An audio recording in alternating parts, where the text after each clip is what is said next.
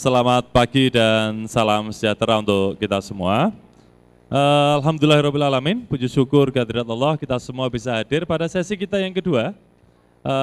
Sebagai bentuk rasa syukur kita pada acara pidato Dias kita yang ke-59. Pada kesempatan kali ini kita ada satu topik yang sangat menarik, yaitu mengenai pengelolaan pendidikan tinggi dalam menyambut revolusi industri 4.0. Dan pada kesempatan kali ini kita memiliki dua pembicara, yaitu Profesor Jang Yon Cho dan Profesor Dr. Iskandar Fitri. Mohon maaf, pada kesempatan kali ini kita akan mengadakan sesi bilingual. Jadi we will combine our discussion with English and Bahasa Indonesia. And before we start with the discussion, I would like to introduce our distinguished speakers. The first speaker will be Professor Yang Yon Cho, PhD, and his educational background was very impressive. And he received his PhD in University of Florida, USA, and he has a very distinguished, very distinguished professional experience in which he was currently a professor of University of Nebraska Lincoln, 1993, become he tenured. And then he was also a professor in Hankook University of Foreign Studies, as well as he has a very distinguished professional experience in education system, in which he was also one of the board members of the Korean accounting standards.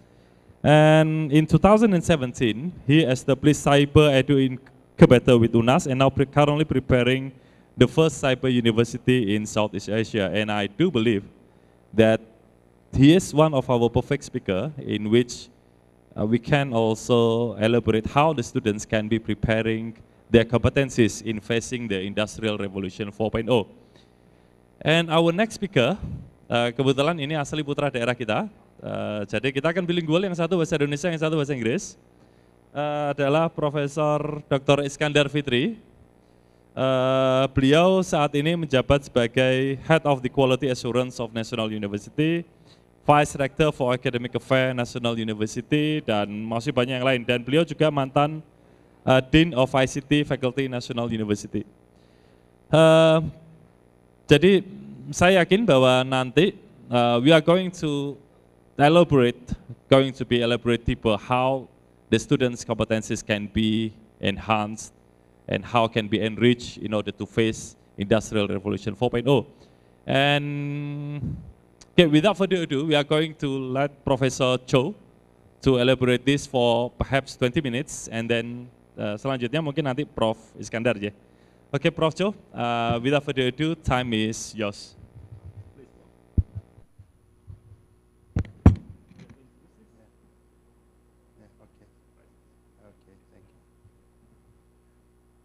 Selamat siang, apa kabar? Yeah. I'm from South Korea, and briefly, I'd like to share my experience and my observation, how to make this country really big, nice country, but how to make this country great country through education.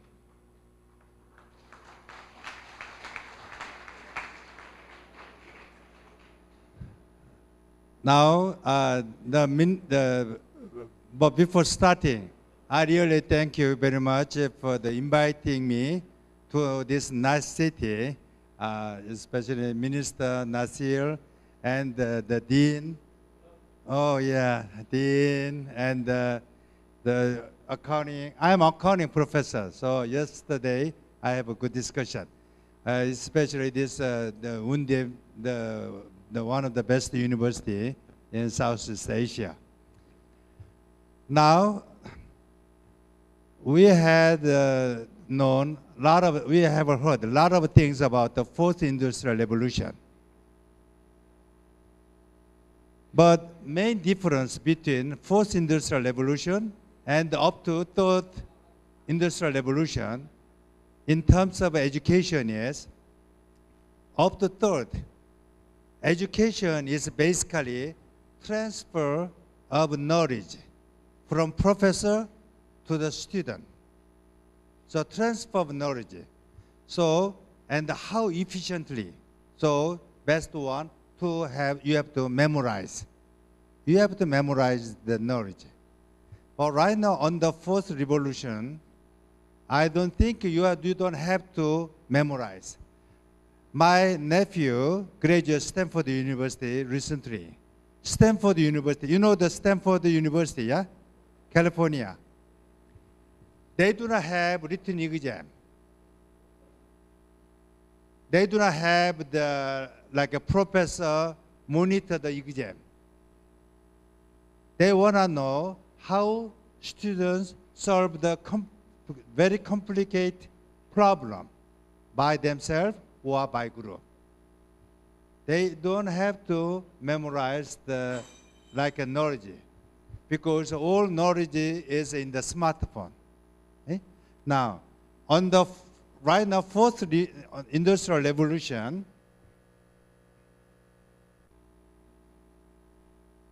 many people talk about like a big data, artificial intelligence, machine learning, or Internet of Things, many things.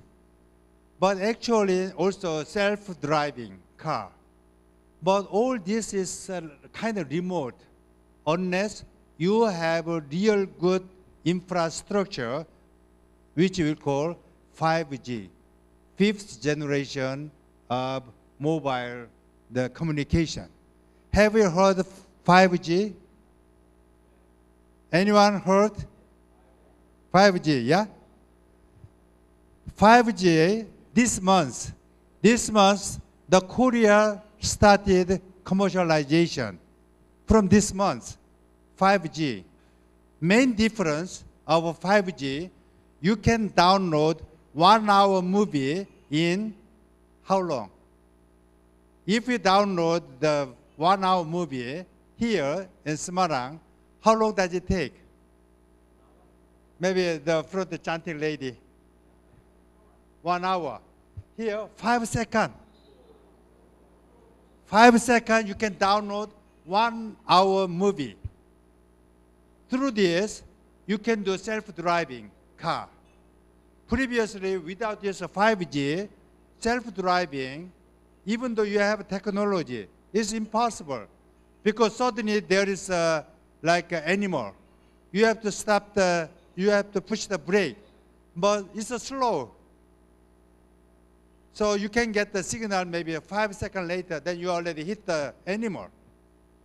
Through the 5G is possible.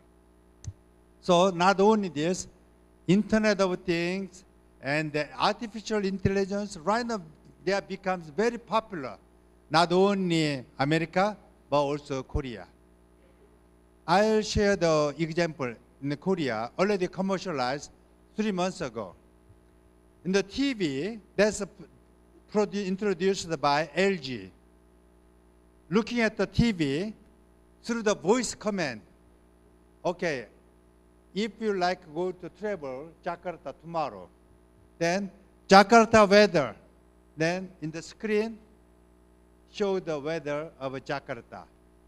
I like to reserve a 5-star hotel tomorrow.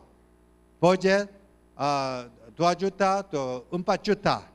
They show the list of hotel. Okay? Oh, I like to reserve the Ritz-Carlton. Then pay automatically through voice. That's the first stage. I have a business model already. Try to register. My business model link with education. Just looking at the TV, I like to look at the history of Semarang. I've heard that this is really the old historical city and a multicultural city. Okay, maybe just history of Semarang. Then they'll show the video of the history of Semarang. Then, okay, I like to listen. I like to watch a second video. Then price, okay, I charge. Then the video will show up. So the world is changing, especially on the 5G. 5G make it possible. Okay? the world is changing drastically. Now also, like augmented reality or VR, the cyber education will be improved a lot. I have a lot of the thinking about the future of cyber education. So maybe the later we like to discuss in the future, but also that's one good area.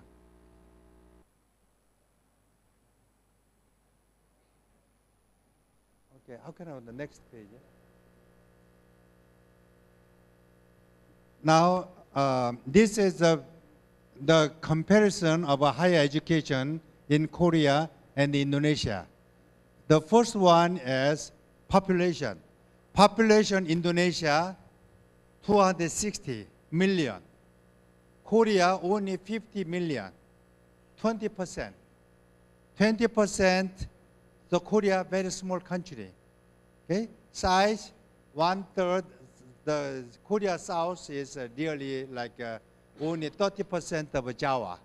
Actually, Korea is one country, 5,000 years. So including North Korea, less than smaller than Java. But population is only 50 million. University student, 2 million. Indonesia, 7 million. But actually about 3 times. But important is number of university, Korea only 200. Indonesia, 4,700. So we have to think why so many universities? Like the major university like Undip, it's so good. But many small universities, the quality of education, we have some reservation. Now, the average budget, this is the important one. If you have a student, about 10,000 students, university budget in Korea is about 100 million. So about 1.4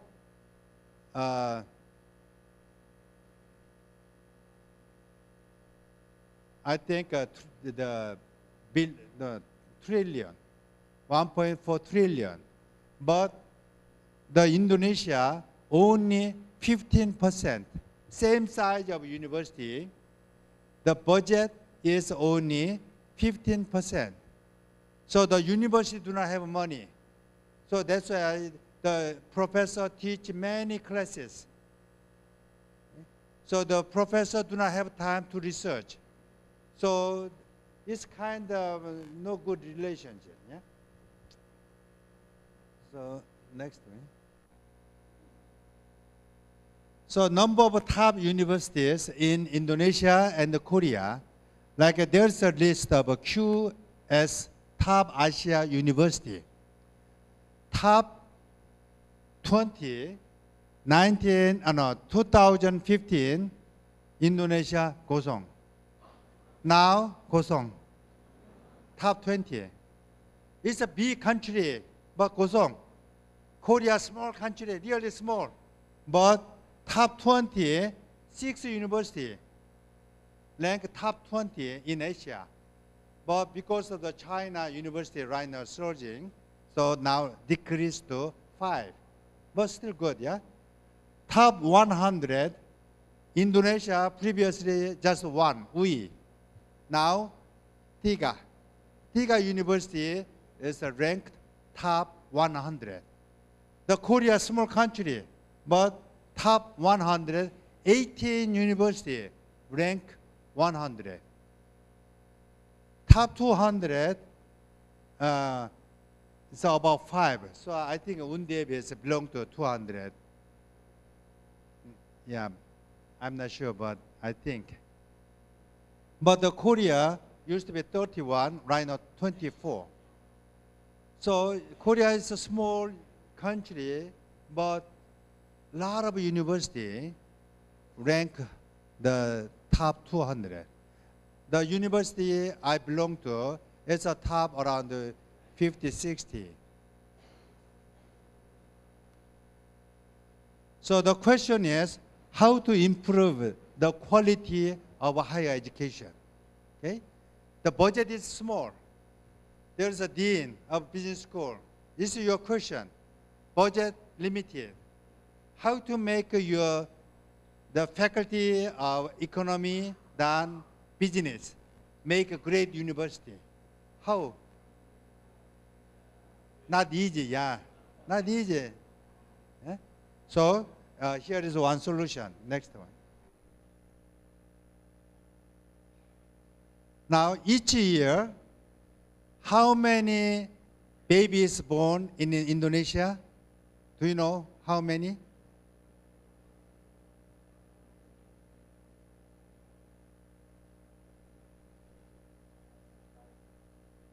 If in Korea, I'll ask a question. So who is talking to the third man? Yeah.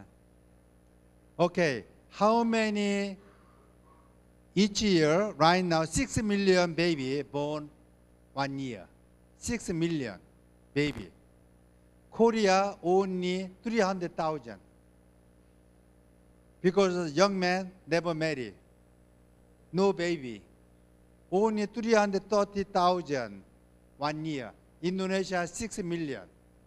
Now the age 19, total population for the age 19, 5 million in Indonesia. Out of 5 million, 3.8 million finish high school. Out of 3.8 million graduate high school, about 1.5 go to university. So the difference, 2.3 million, is the target. They usually, very difficult for them. Most of them, SMK graduate. SMK graduate, 1.8 million. So they need a job. So most of them, they cannot find a decent job. So 2.3 million high school graduate, but no chance to go to university. They are target for cyber university. There will be target for cyber university. Now, 1.5 million, out of 1.5 million, we have about 470 state university students. So among 1.5 million, some of them are elite. We need to give education for the elite. You are the example of an elite group of Indonesia. But professor teach 20 credit hours, busy. You do not have the time to do some quality teaching, learning. So the solution is, one of the solutions is cyber education. Number one, mass education. Who cannot go to the university? Cyber education. Number two, like Undien, I'm accounting professor. So if accounting professor, if a department chair is the best, I think he's the best accounting professor. If he's the best accounting professor, teach principle of accounting. Then he teach principle of accounting in the studio, like making a movie. So all thousands of 2,000, 3,000 students take his class online using the smartphone. Okay? Then next step, divide by small group. Then small group, they can have a real learning. So one example, that is next page. That is the main focus of main theme of the speaking. Paradigm shifting. Previously, professor give a lecture to the student. No more. Korea also is right now changing drastically. No more teaching from the note, 5-year-old note, 10-year-old note. No more. Instead, best teacher teach 1,000, 2,000 students online. Students take the class through the smartphone. Then, so each professor develop his own area. So his area, he will be the best in Indonesia. Okay? So you have a 40 professor, 20 professor, yeah? So 20 professor develop each area. Oh, I'm the #1 in the UNDIP, in the international accounting. I'm the #1 valuation. I'm #1 in the management control. Each one decide, okay? And the research. So the professor teach one big class and then monitor of a small group. Then the rest of the time have research, have working with the company outside. So outside the company working with them, help them, then the company donate money to the department or the faculty of economy. So co-work together. So example is like this. Now we develop here Aqua. Then for the first teach the cost accounting. Then if you graduate the UNDIM, if I ask the graduate, okay, how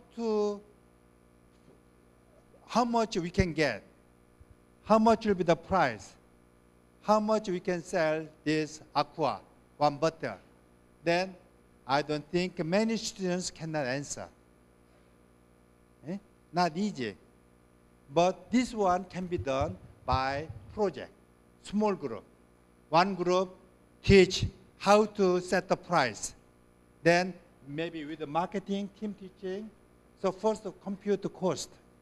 So cost you learn in the lecture, activity-based or like a traditional cost, or like several ways. But actual pricing is totally different. Actual computing of a cost of this Aqua, not easy. So with the tutor, they learn. So visit the factory, check how much will be the fixed cost, how much will be the variable cost, and how much is the outside the market competitiveness, so that we can decide the price. So that's a kind of real setting. So each group, one group is setting the price for the Aqua. The other group setting for the vegetables, flowers, every field. So I think now the knowledge we can get free, almost free, through the Google. The issue is, given this information, how to solve the complicated problem. So to do that, we have to have mass education as well as tailor-made education divided by small group. So that's the last one. So in the new paradigm, we have to students divided by small group. Small group will be guided by tutor, doctoral student, or the lecturer. The lecturer controls several groups.